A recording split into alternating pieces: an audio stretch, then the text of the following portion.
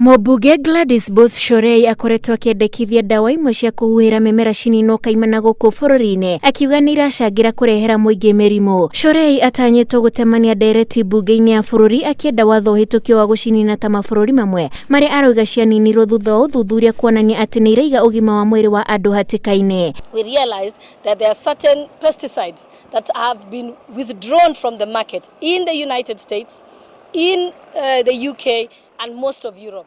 Yet they are manufactured there but are still finding their way to our markets here in Kenya. If they are not good enough for Europe, why are they good enough for our country? Ikinya rĩa Shorei nĩ rĩmũrĩkĩtwo nĩ gĩkundi kĩmwe kĩa anyiti itemi ũrĩmi-inĩ wa mboga, matunda na mahũa, gĩkiuga ndawa ici ikoragwo ithũrimĩtwo mbere ya kũhũthĩrwo. Ya muhimu ni kwamba ikiwa tutatumia vizuri kulingana na maagizo ya wale ambao wametengeneza hizo dawa, hakuna shida kwa sababu zinatusaidia.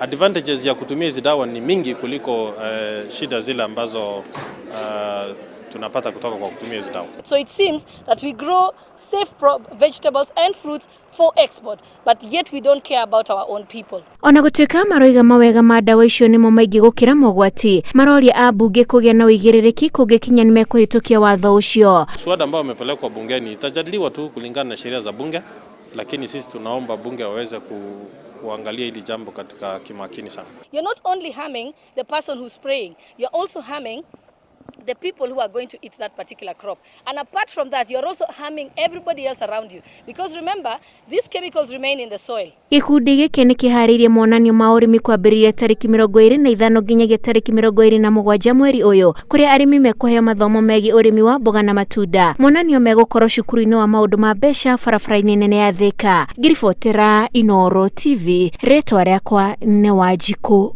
wa Kimani.